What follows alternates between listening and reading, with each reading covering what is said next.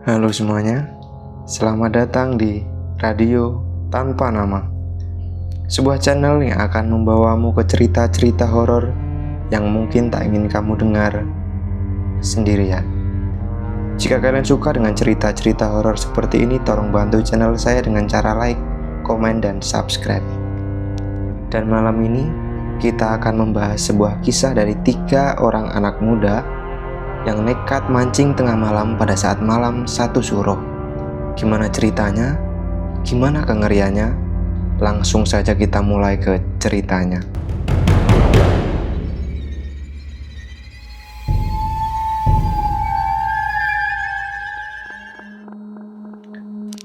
Namaku Arif. Aku lahir dan besar di sebuah desa kecil di Jawa Tengah, dikelilingi oleh sawah, hutan bambu, dan jalanan tanah yang becek bila hujan datang. Desa ini bukan desa biasa. Bukan cuma karena sunyinya, tapi karena penduduknya, orang-orang tua yang masih memakai belangkon dan sarung, yang nada bicaranya pelan dan percaya bahwa dunia ini bukan hanya milik manusia. Setiap langkah di desaku penuh dengan pantangan-pantangan. Bahkan di desaku ada pohon beringin tua di ujung jalan yang disebut sebagai rumah penunggu. Batu besar di dekat pemakaman tak pernah disentuh, karena konon itu tempat duduk makhluk tinggi yang hanya muncul saat hujan deras dan malam Jumat Kliwon. Dan malam satu suro, segalanya berubah. Lampu-lampu dimatikan, tidak ada suara, tidak ada kentongan, tak ada tawa anak kecil seperti biasanya. Penduduk desa percaya bahwa malam satu suro adalah malam di mana batas antara alam manusia dan alam gaib menjadi tipis. Ketika malam, mereka yang tidak kasat mata numpang lewat, bahkan menetap.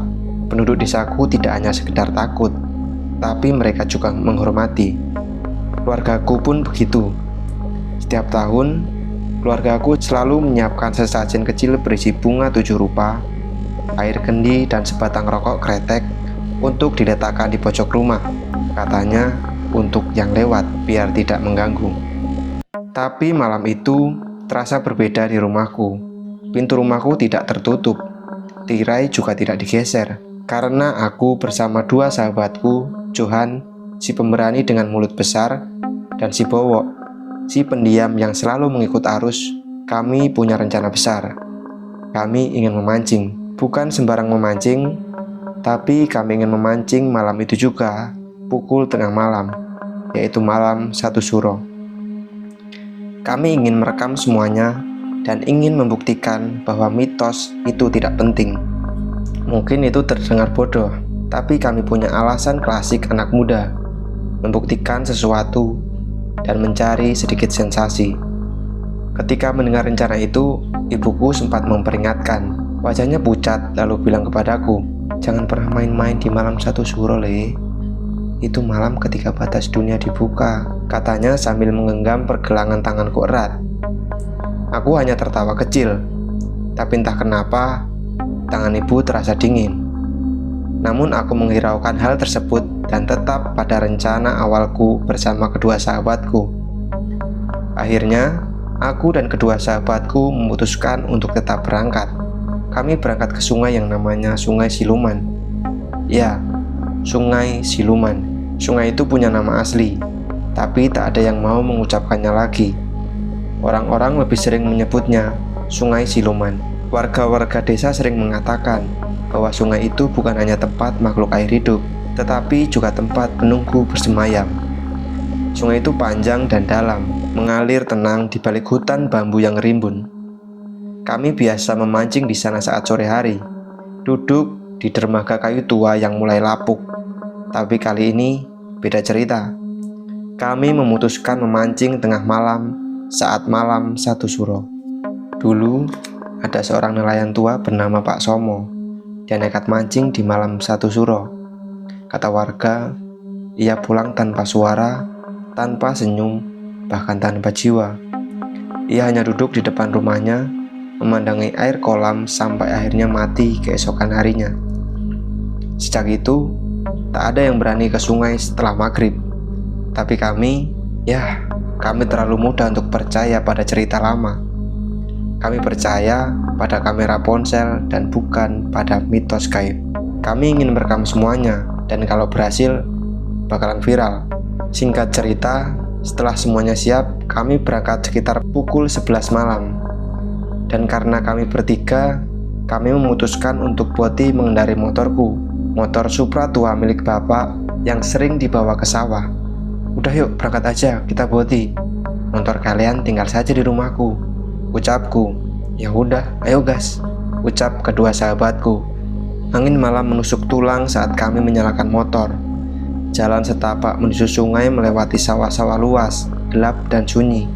Hanya diterangi cahaya bulan yang separuh cahaya sembunyi di balik awan. Ketika kami melewati jembatan kecil di perbatasan desa dan persawahan, motor yang kami naiki tiba-tiba mati. Semua lampu padam. Di desaku, mati lampu saat itu. Kami pikir itu hal biasa, karena memang hal itu sering terjadi di desaku. "Duh Rif, kenapa pula motormu ini?" tanya Bowo. "Gak tahu juga nih, wajarlah motor tua," jawabku. Aku coba menghidupkan lagi motorku, dan tak butuh usaha keras, motorku akhirnya bisa menyala lagi. Dan kami melanjutkan perjalanan kami. Namun suasana tiba-tiba berubah, terasa lebih dingin dari biasanya. Lalu dari kejauhan terdengar suara yang seharusnya tak ada di tengah hutan bambu. Jam 11 malam, kami mendengar suara gamelan. Bukan dari speaker, bukan dari radio, tapi seperti ditabuh oleh tangan. Aku hanya diam saja menghiraukan suara itu, dan kedua sahabatku juga diam. Tidak ada yang berbicara. Bodoh amatlah, mana mungkin ada hal begituan, pikirku saat itu.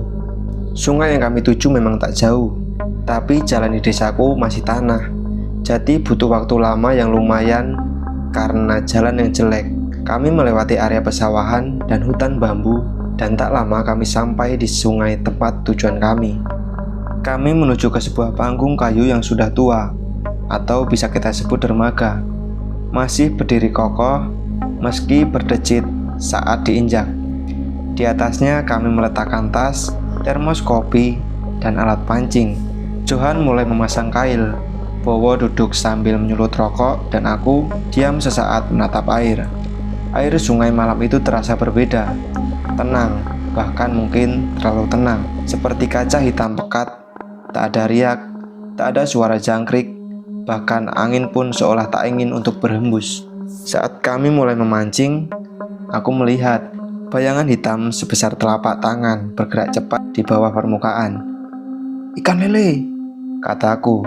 Lalu Bowo menyaut, "Wah, gacor malam ini." Johan bersiap dengan HP-nya berjaga-jaga jika ada momen spesial malam itu. Dengan tawa dan candaan, kami semangat memancing malam itu. 1 jam berlalu dan sampai tengah malam, tidak ada ikan yang menyambar. "Duh, sungainya kayak mati," gumam Bowo. Johan tertawa pelan.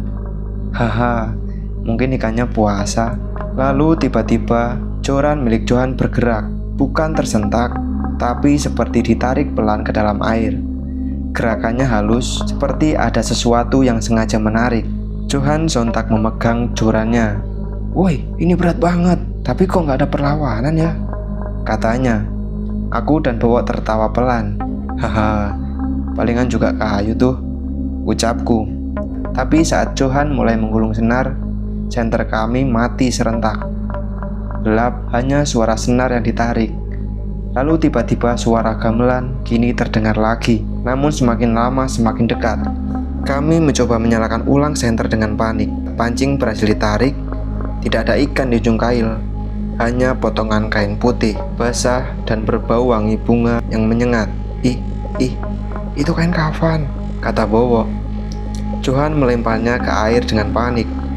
Dan saat itulah kami mendengar suara dari bawah dermaga. "Mancing tole." Suaranya serak, dalam, seperti suara kakek tua. Kami tak bisa menjawab karena takut. Saat kami menoleh ke samping, ada tangan yang muncul dari celah papan tempat kami duduk. Tangannya kering, panjang, dan hitam.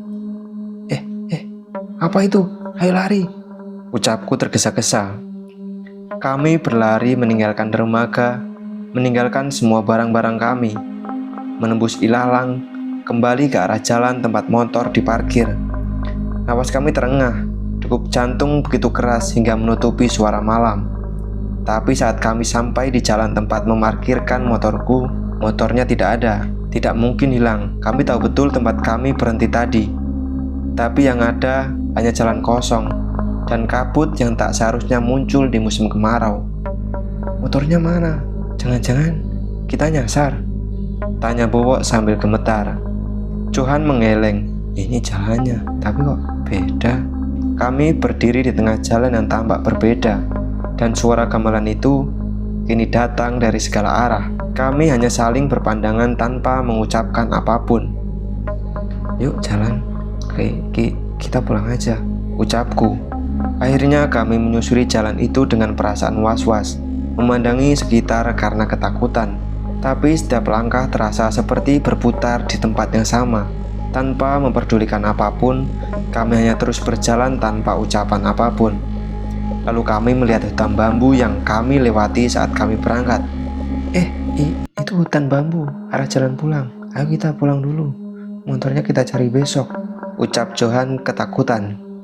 Aku hanya mengangguk pelan sambil berjalan cepat ke arah jalan pulang.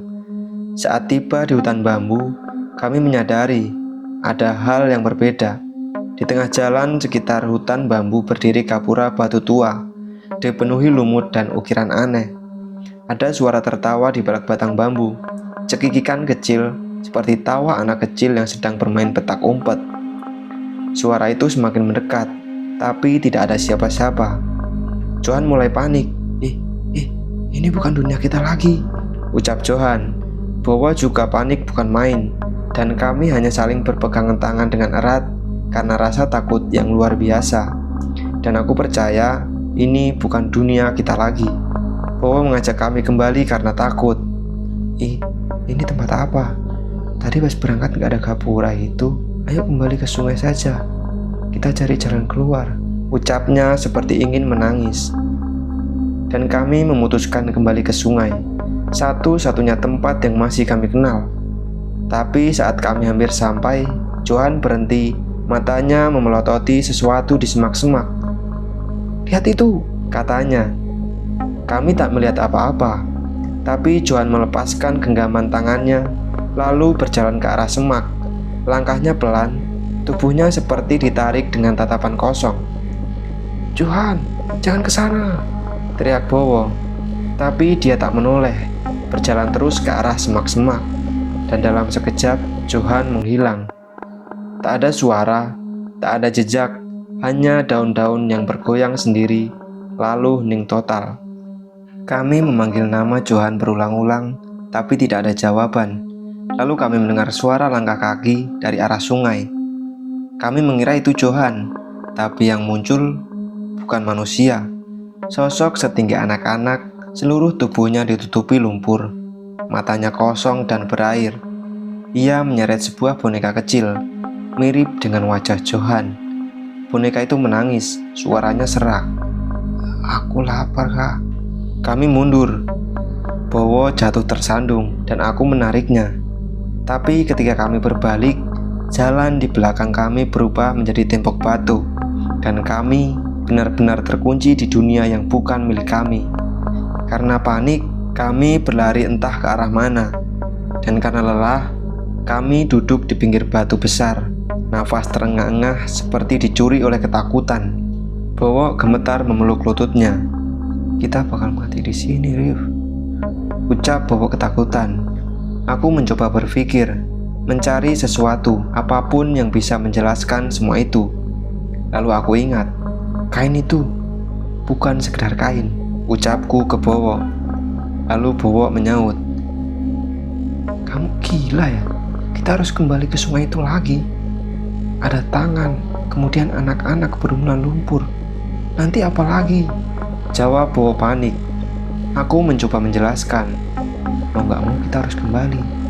Kita harus selesaikan semua ini. Gimana nasib Johan jika kita hanya lari? Kita juga gak tahu kan arah jalan pulang. Ucapku serius. Dan meski ketakutan, kami memutuskan untuk kembali ke sungai. Setelah tiba, Aku berjongkok di dekat sungai, menatap air yang kembali tenang. Dan di sana, samar-samar di balik permukaan, aku melihat wajah Johan, tapi matanya hitam. Mulutnya bergerak seperti menyampaikan sesuatu. Aku menajamkan mata, mencoba membaca gerakan bibir, lalu aku bisa menyimpulkan bahwa wajah itu berkata bahwa dia kembali sebelum gamelan terakhir, gapura itu. Setelah itu wajah itu menghilang. Aku menoleh ke Bowo. Kita harus kembali ke tempat gapura itu, gapura batu. Kita harus masuk ke dalamnya. Bowo hanya mengangguk.